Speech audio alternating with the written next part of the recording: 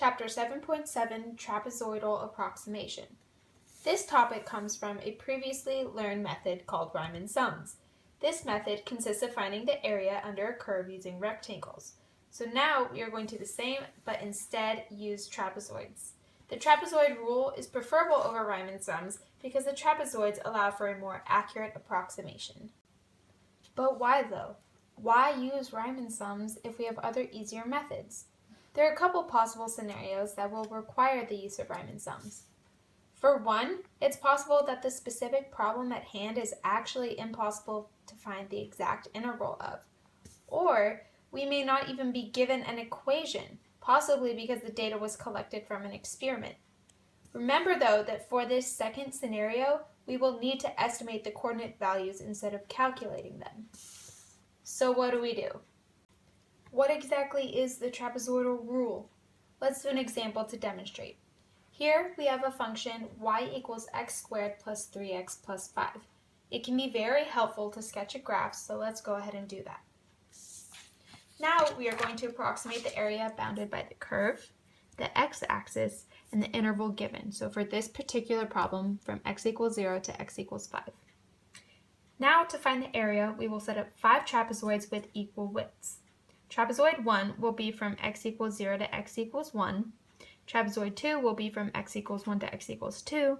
Trapezoid 3 is from x equals 2 to x equals 3. X equals 3 to x equals 4 is trapezoid 4. And from x equals 4 to x equals 5 will be our fifth and final trapezoid. Now, to find the numerical value of the width, we subtract the left boundary from the right boundary, so 5 minus 0. Then we divide by the number of trapezoids we want to use. In this case, we have 5 trapezoids. This will equal 1, and this is our delta x value.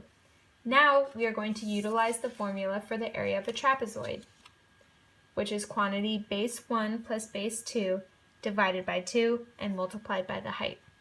So this is basically the average of the bases multiplied by the height. Remember, these trapezoids are turned on their side, so the height is our delta x and our bases are the coordinate values for the left and right boundaries of the trapezoids. Now we want to calculate the area of all 5 trapezoids and add them together to get our approximation for the area under the curve. Let's set this up. So for our first trapezoid, we will add f of 0 to f of 1, divide by 2 and multiply by delta x, plus f of 1 plus f of 2 divided by 2 times delta x, which is our area of our second trapezoid, plus f of 2 plus f of 3 divided by 2 times delta x, which is the area of our third trapezoid, plus f of 3 plus f of 4 divided by 2 times delta x, which is the area of our fourth trapezoid, plus the area of our fifth trapezoid, which is f of 4 plus f of 5 divided by 2 times delta x. We can now factor out a delta x and a 1/2 to get delta x over 2 times quantity f of 0 plus 2f of 1 plus 2f of 2 plus 2f of 3 plus 2f of 4 plus f of 5. And we can simplify this to 2f of 1 because we're adding 2 f of 1s from up here. Now with the delta x and the 2 removed, they can be simplified to this. Now we will find and plug in each of our values. Now we have 1/2 times quantity 5 plus 2 times 9 plus 2 times 15 plus 2 times 23 plus 2 times 33 plus 45, which equals 210 divided by 2, which simplifies to 105, which is our approximated area under the function y equals x squared plus 3x plus 5. Remember though, this is not the exact area, it is still just an approximation. Let's do another example. Here we are only given a graph. The only difference will be that we now must estimate our base lengths instead of actually calculating them with an equation. Our interval for this problem is 1 to 5, so let's calculate our delta x value. So 5 minus 1 divided by, let's say, 8 trapezoids, so we can get an even more accurate approximation. So we end up with a delta x value of 1/2. We already know that every part will have a delta x and a 1/2, so we can go ahead and factor those out.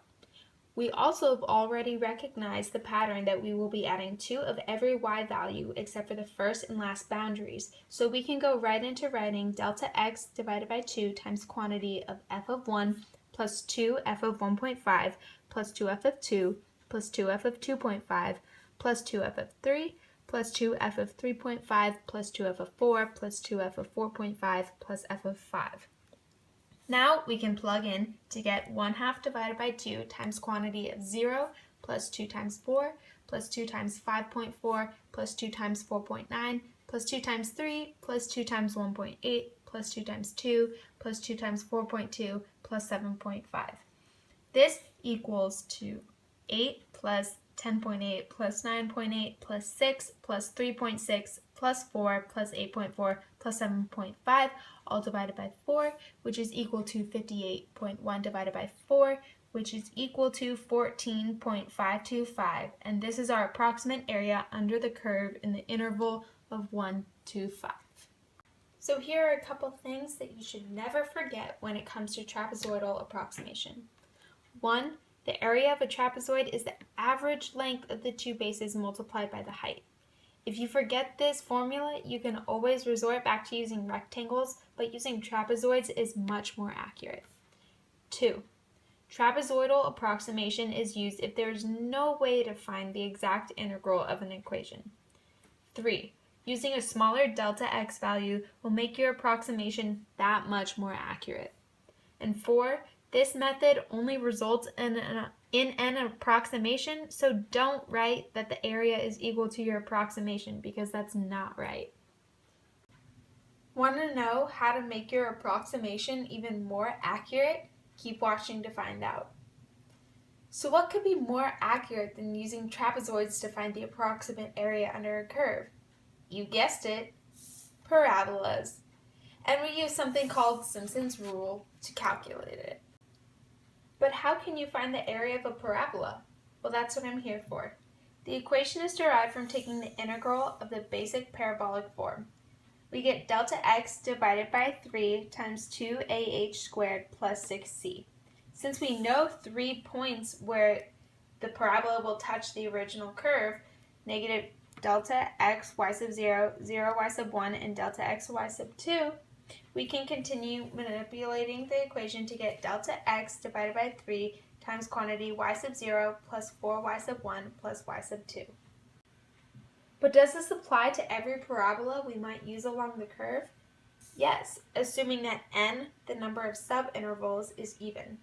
And furthermore, the equation for the entire approximate area under the curve can become delta x divided by 3 times quantity y sub 0 plus 4y sub 1 plus y sub 2 plus delta x over 3 times quantity y sub 2 plus 4y sub 3 plus y sub 4 plus all the way until delta x divided by 3 times quantity y sub n minus 2 plus 4y sub n minus 1 plus y sub n. This equation can then be simplified even further to get delta x times the quantity of y sub 0 plus 4y sub 1 plus 2y sub 2 plus 4y sub 3 plus 2y sub 4 all the way to 2y sub n minus 2 plus 4y sub n minus 1 plus y sub n. Noticing any patterns? All the coefficients follow this pattern of 1, 4, 2, 4, 2, 2, 4, 1. Thanks for watching, and thanks to Khan Academy and our textbook for the info.